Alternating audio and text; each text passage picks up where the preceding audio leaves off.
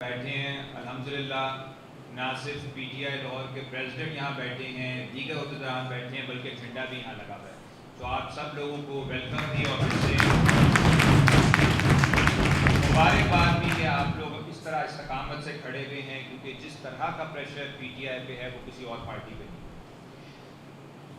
میں اسلام آباد سے آنے والے ہمارے دو ساتھی، ان کو خصوصی طور پہ میں ان کا بھی شکریہ ادا کروں گا. ایک تو ہمارے بہت ہی سپورٹیو انکریجنگ سینئر ہیں سابق گورنر محمد زبیر صاحب، جنہوں نے جو اس وقت اگر حکومت میں ہوتے تو بہت بڑے عہدے پہ ہوتے، لیکن کیونکہ یہ بڑے آدمی ہیں وہ عہدے چھوٹے ہوتے ہیں جو جعلی حکومت کے پاس ہوں. ان کے پاس اتنا بڑا عہدہ تھا نہیں جو ان کے قابل ہو. یہ اس گورنمنٹ کو ٹھکرا کے اس وقت اپوزیشن کے ساتھ تحریک تحفظ آئین پاکستان کے ساتھ ہیں، اور ہماری ایک کال کے اوپر یہ لاہور آئے ہیں. میں آپ کا سر بہت بہت شکریہ ادا کرتا ہوں. اور ہمارے اسلام آباد سے ہمارے غازی ہیں، نہ صرف پاکستان کے اندر انہوں نے ظلم کے خلاف آواز اٹھائی ہے، بلکہ جو درندگی کا سب سے بڑی علامت ہے دنیا میں، صہیونی قوتیں، اسرائیلی قوتیں، ان کو للکارا بھی، ان سے ٹکر بھی لی، ان کے جیل میں رہ کے ہمارے پاس سرخرو ہو کے واپس آئے. تو میں سینیٹر مشتاق احمد خان کا بھی بہت شکر گزار یہاں پہ تشریف رکھیں. میں مختصر یہ بات رکھنا چاہوں گا کہ بجٹ کے اوپر ہمیں ایک بہت تفصیلی بیانیہ مل گیا ہے، اور تھوڑی سی چیزیں آپ کے سامنے رکھنا چاہوں گا کہ یہ کس طرح سے ملک چل رہا ہے. یہ جو بار بار بات کی جاتی ہے کہ یہ فیل ہو گئے ہیں، یہ پالیسی فیل ہو گئی ہے، پاکستان فیل ہو گیا ہے، اس بات کے میں بہت شدید خلاف. پالیسی فیل نہیں ہوئی. جنہوں نے اپنے مقصد کے لیے یہ پالیسیاں بنائی تھی وہ سب کامیاب، وہ پالیسیاں کامیاب ہیں. آئی پی پیز کے جو مالک ہیں وہ کامیاب ہیں، بڑے جاگیردار جنہیں ٹیکس نہیں دینا پڑتا وہ کامیاب ہیں، جو بڑے بینک اونرز ہیں وہ سارے کامیاب ہیں. آپ کے یہاں جو جج ہیں، بیوروکریٹ ہے، جرنیل ہے، وہ کامیاب ہیں. ناکام میں اور آپ ہیں، ناکام یہاں کی 25 کروڑ عوام ہوئی ہے. لیکن جس طرح سے انہوں نے پالیسی بنائی ہوئی ہے اس کا مقصد ہی یہ تھا کہ تمام جو محنت ہے، تمام جو وسائل ہیں وہ عوام سے چھین کے ایک چھوٹے سے طبقے کے پاس اس کی اجارہ داری قائم کی جائے. آپ کے یہاں کمرشل بینک ہیں، پچھلے سال ان کا جو منافع آیا ہے وہ 671 ارب روپے کا آیا. انڈسٹری نہیں لگی، صنعت نہیں چلی، زراعت نہیں چلے، لوگوں کو نوکریاں نہیں ملی، لیکن بینکوں کا جو منافع 671 ارب. کسان تباہ ہے، لیکن فرٹیلائزر کمپنیوں کا جو منافع ہے وہ 141 ارب روپے ہے. کسان تباہ ہے. پنجاب کی ہم بات کرتے ہیں کہ یہ تخت لاہور ہے اور پنجاب جو ہے وہ حاوی ہے، لیکن پنجاب کی آپ حالت دیکھیں کہ یہاں پہ کسان رل گیا، اور جو کمپنیاں ہیں، صرف میں آپ کو فرٹیلائزر کا بتا رہا ہوں، 131 ارب. آئی پی پیز کے جو واجبات ہیں وہ 1 ٹریلین سے زیادہ ہیں. اسی طرح جو پیٹرول کی کمپنی ہیں ان کے منافع 113 ارب روپے آئے. فارماسیوٹیکلز کے بھی ٹھیک ہیں. یعنی ایک چھوٹا طبقہ وہ ناکام نہیں ہوا، اس کے حالات بالکل ٹھیک ہیں. ایک اور چھوٹا طبقہ ہے جس کی فوجی فاؤنڈیشن ہے، اس کی جو ویلیویشن آئی ہے وہ اس دفعہ 6 ارب ڈالر ہے. 6 ارب ڈالر، جس کا مطلب ہے کہ تقریباً 1400-1500 ارب روپے. یہ ایک کمپنی ہے، اور اس طرح کی 9 کمپنیاں ہیں ان کی جن کی ویلیویشن 1-1 ارب ڈالر ہے. تو وہ ناکام تو نہیں ہوئے، وہ تو کامیاب ہیں. ناکام کون ہو رہا ہے؟ ناکام وہ 25 لاکھ پاکستانی ہیں جو ایک ایسی جاب مارکیٹ میں نوجوان ہر سال آ رہا ہے جس میں پہلے ہی تقریباً 2 کروڑ اس وقت بے روزگار بیٹھے. ناکام کون ہے؟ ناکام وہ بچے ہیں 5 سال کی عمر کے 33% بچے جن کی سٹنٹڈ گروتھ ہے، یعنی وہ جسمانی اور ذہنی طور پہ معذور ہو چکے ہیں کیونکہ ان کو پوری خوراک نہیں ملی۔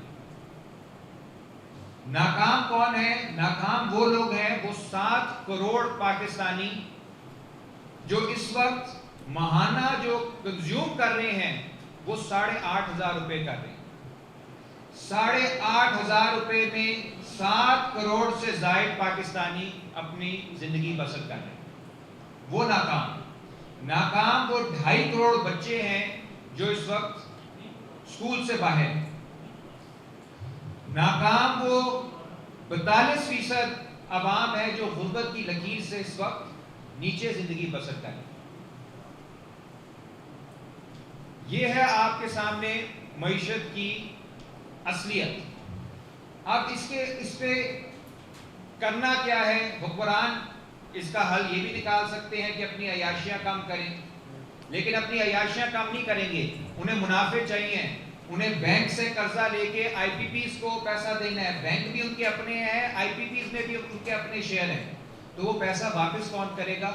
اس کے بارے میں آپ کو پروفیسران نے اور دیگر جو دانشور انہوں نے بتایا۔ پیٹرول مہنگا ہوگا، بجلی مہنگی ہوگی، تعلیم کے اوپر کٹ لگے گا، صحت کے اوپر کٹ لگے گا، ڈیولپمنٹ کے اوپر کٹ لگے گا، یعنی آپ کی میری زندگی جو ہے روزمرہ کی زندگی، اس کا معیار زندگی وہ کم کر کے اس طرح کر کے اس حد تک ہمیں نچوڑیں گے عوام کو کہ 40% سے زیادہ عوام غربت کی لکیر سے نیچے رہنے پہ مجبور ہو جائے۔ اس طرح سے نچوڑیں گے کہ 5 سال کے بچے پوری زندگی کے لیے معذور ہو جائیں کیونکہ ان کو خوراک نہیں ملے گی۔ اس طرح سے نچوڑیں گے کہ بچے پوری دنیا میں، آپ کا مقابلہ اس وقت AI ہے اور آپ کا ٹیکنالوجی کا دور ہے، کیا کیا دنیا بھر میں بچے پڑھ رہے ہیں اور ہمارے 2.5 کروڑ بچے جو ہیں وہ اسکول بھی نہیں جا پا رہے۔ یہ وہ تیاری کر رہے ہیں مستقبل کی، ایک ایسا معاشرہ جسے کنٹرول کرنا آسان ہے، جس کے اوپر اپنی اجارہ داری قائم کرنا آسان ہے۔ اب لوگ تو ظاہر ہے انسان ہیں، ہماری بدقسمتی ہے، ہمیں جب درد ہوتا ہے ہم پھر چیخ بھی مارتے ہیں، تو جب لوگ چیخیں گے تو ان کے ساتھ کیا ہوگا وہ آپ بلوچستان میں دیکھ لیں کیا ہو رہا ہے۔ گولیاں مارے گی اور بندے غائب کرے گی، ملٹری آپریشن کرے گی۔ خیبر پختونخوا میں دیکھ لیں کیا ہو رہا ہے، کب سے ہو رہا ہے۔ وہاں پہ الیکٹڈ حکومت سے بات نہیں کریں گے، وہاں پہ اس کے اوپر بھی اپنے آپ کو نافذ کرنے کی کوشش کریں گے، مسلط کرنے کی کوشش کریں گے، ڈکٹیٹ کرنے کی کوشش کریں گے۔ پنجاب کی بات کریں، پنجاب کے اوپر بہت تنقید آتی ہے اور بالکل ٹھیک آتی ہے کہ پنجاب خاموش رہتا ہے، لیکن اس وقت پنجاب کی حالت دیکھیں۔ کل سے ہمیں تھریٹ آ رہی ہے کہ آپ نے یہ ایونٹ نہیں کرنا، یہ کانفرنس نہیں کرنی۔ کیا ایسی بات ہم کر رہے ہیں؟ کانفرنس کر رہے ہیں، پروفیسر ہیں، دیگر سیاستدان ہیں، الیکٹڈ لوگ ہیں، لیکن جی ڈر کس کا ہے؟ قیدی 804 کا ڈر ہے کہ یہ بات جو ہے ایک دم سے پھیلے گی، ایک دم سے عوام جو ہے پھر سے یہ بات کرے گی کہ ہمارے حق پہ ڈاکہ مارا گیا۔ اور یہ بات پچھلی بار بھی حیدر نے کی تھی کہ جتنا مرضی یہ خوف طاری کر لیں، یہ ہمارے عوام کے دلوں پہ کبھی راج نہیں کر سکیں گے۔ دل آج بھی اپوزیشن کے ساتھ ہیں، مزاحمت کاروں کے ساتھ ہیں۔ آج یہ الیکشن کرا کے دیکھ لیں، ان کو پتہ چل جائے گا کہ عوام کس طرف کھڑی ہے۔ وہاں پہ سابق وزیر اعظم کو بھی جیل میں ڈالیں گے۔ ڈاکٹر یاسمین راشد، ان کے لیے ابھی زبیر صاحب نے کل بھی ٹویٹ کیا ہوا تھا، کینسر پیشنٹ ہیں، پوری زندگی انہوں نے پاکستان کی خدمت کی ہے، ان کے اوپر بھی جھوٹا الزام لگا کے ان کو اب تک انہوں نے جیل میں رکھا ہوا ہے اور کوئی پوچھنے والا نہیں، کوئی انسانی ہمدردی نہیں کر سکتے۔ کیوں ڈرتے ہیں کہ عوام کے ساتھ ان کے لیڈران آگے تو وہ ایک جڑت پیدا ہوگی، ایک ایکا پیدا ہوگا، تو پھر ان کی بدماشیوں کے اوپر آواز اٹھے گی۔ تو پنجاب کو پولیس اسٹیٹ بنا دیا، سندھ کے اندر یہ لوٹ مار کر رہے تھے، کس پہ؟ وہاں پہ کنال پہ، شاید آپ نے سنا ہو کہ ان کے کنال، وہاں سے دریا سے کنال نکالنے کی کوشش کر رہے تھے، اس پہ تحریک چلی، انہیں بھی غدار کا۔ آج بھی کوشش ہے کہ 18ویں ترمیم کو رول بیک کر دیا جائے مکمل طور پہ۔ چلے ہم سب تو ٹھہرے غدار، جن کے نام کے اوپر آپ نے پورا اپنا کاروبار چلایا، اتنی بڑی بڑی کمپنیوں کی جن کی میں نے ابھی بات کی، وہ جن کا بچپن سے ہم مسجدوں میں جن کے لیے چندہ دیتے رہے، جن کے نام پہ ہم آپ کو سلام کرتے رہے کہ چلیں ان کے حق سے آپ دستبردار نہ ہوئیے گا۔ ہمارے جو کشمیری بھائی بہن ہیں یہ بہت مظلوم ہیں، ان کے ساتھ بہت ظلم ہوا ہے، آج آپ نے وہاں پہ پورا انٹرنیٹ بلیک آؤٹ کیا ہوا ہے، اسٹریٹ وہاں پہ آپ نے گولیاں برسائی ہیں، لوگوں کو شہید کیا ہے، کیا آپ کو کچھ شرم نہیں آتی؟ جن کے نام پہ آپ پیسہ لیتے رہے ہو، جن کے نام پہ آپ کی عیاشیاں چلتی ہیں، انہی کو آپ نہ صرف گولیاں برسا رہے ہو، ان کو آپ غدار کہہ رہے ہو، اور آپ سمجھتے ہو کہ عوام اتنی جاہل ہے، اتنی کمزور ہے کہ عوام آپ کے جھوٹ کو سچ کہہ دے گی۔ آج اس پلیٹ فارم سے بھی تحریک تحفظ آئین پاکستان کی طرف سے بھی، حقوق خلق پارٹی کی طرف سے بھی ہم اپنے کشمیری عوام کو پیغام کھل کے دینا چاہتے ہیں کہ حکمران ظالم ہیں، لیکن پاکستانی عوام کھل کے آپ کے ساتھ کھڑی ہے، آپ کا ساتھ دے رہی ہے، آپ کی جدوجہد، اور حکومت سے کہتے ہیں ہوش کے ناخن لیں، یہ ایسا معاملہ ہے جو بہت سینسٹیو ہے، اس کا حل نکالیں، جو بھی بہتر حل نکلتا ہے، کہ جو آپ نے 1 اکتوبر میں پچھلے سال معاہدہ طے کیا تھا اس کے اوپر عمل درآمد کریں۔ ہر چیز آپ معاہدہ کر کے اس سے پیچھے ہٹ جاتے ہیں، لوگ اب تنگ آ گئے ہیں۔ آخر میں یہ جو صورتحال میں نے آپ کو بتائی ہے، یہ ایک بہت گمبھیر صورتحال ہے، اور جس طرح سے عالمی منظر عامہ بن رہا ہے، اور سینیٹر صاحب مجھ سے بہتر اس کے اوپر بات کر سکیں گے، سامراج کی کوشش ہونی ہے، یہ ایک زوال پذیر سامراج ہے، یہ ایک ایسا سبق سامراج ہے جو اب اس طرح کی منمانی نہیں کر سکتا جو آج سے 30 سال پہلے کرتا تھا۔ انہوں نے عراق تباہ کیا، افغانستان تباہ کیا، یمن تباہ کیا، لیبیا تباہ کیا، لیکن ایران نے الحمدللہ ان کے اوپر فل سٹاپ لگایا۔ یہ ہماری کامیابی ہے، لیکن یہ سامراج آج بھی استعمال کرنا چاہے گا تیسری دنیا کے ممالک کو، اور سب سے بڑی چیز کیا ہے؟ سب سے بڑی چیز یہ ہے کہ ہماری معیشت کو کنٹرول کرے گا۔ جب آپ بھکاری ہوں گے تو کسی عظیم لیڈر نے کہا تھا کہ بیگرز کی ناٹ بی چوزرز، ٹھیک ہے جی، تو بیگر جو ہے وہ چوزر نہیں ہے، یہی ہمیں نظر آ رہا ہے، اس کے پاس چوائس نہیں ہے۔ آپ کو اس طرف دھکیلیں گے کہ آپ کی سالمیت بھی مکمل ختم ہوگی، اور آپ کو ایک ہی مشن دیا جائے گا کہ اپنے عوام پہ بھی ڈنڈا چلاؤ، اس خطے کے اندر جو ہماری بدماشی ہے اس کے اندر چھوٹے بدماش ہو۔ یہ پاکستانی عوام کو کسی بھی صورت قابل قبول نہیں ہونا چاہیے ہمارا مستقبل، کہ ہم سامراج کے ہاتھوں، سونی قوتوں کے ہاتھوں اس طرح سے استعمال۔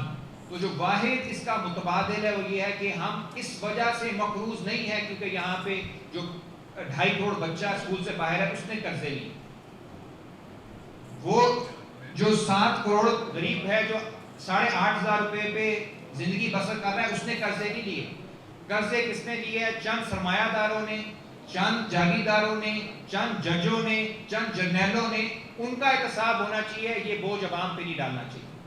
اور آپ کو ہمیں ایک ایسی تحریک بنانی ہے جو نہ صرف یہاں پہ معاشی انصاف کے لیے کھڑی ہو، بلکہ جو ہماری تحریک کا نام ہے تحریک تحفظ آئین پاکستان۔ پاکستان کا آئین واحد چیز ہے جس کے اوپر ہم سب متفق ہیں، جس کے اوپر آج بھی ہم متفق ہو سکتے ہیں۔ وہ آئین کہتا ہے کہ ہمیں آزادی بھی ہے بولنے کی، ہمیں آزادی ہے ایکٹیویٹی کرنے کی بغیر کسی دھمکی کی، جس طرح ہمیں دھمکیاں آ رہی ہیں، اور ہمیں آزادی حاصل ہے کہ ہم الیکشن میں جس کا انتخاب کریں وہی منتخب۔ تو یہ بھی ڈیمانڈ کرتے ہیں، جس کی طرف حیدر نے بھی اشارہ کیا، کہ اس وقت تک استحکام نہیں آئے گا اس ملک کے اندر جب تک آپ قرضوں سے نہیں نکلتے، اور دوسرا جب تک سیاسی استحکام نہیں آتا، اور سیاسی استحکام تبھی آئے گا جب اپوزیشن جو اس وقت عوام کی ترجمان ہے ان کے اوپر جھوٹے کیسز ہٹائے جائیں گے، ایک نئے elections free and fair election ہوں گے، اس کے بعد ایک الیکٹڈ گورنمنٹ آئے گی جو عوام کی نمائندہ ہوگی، جو چاہے ان کا احتساب بھی کرے اور آگے کا لائحہ عمل بھی دے، پھر انشاءاللہ پاکستان کا مستقبل وہ ہوگا جس کے لیے ہمارے بزرگوں نے قربانیاں دی۔ بہت بہت شکریہ۔ انقلاب زندہ باد۔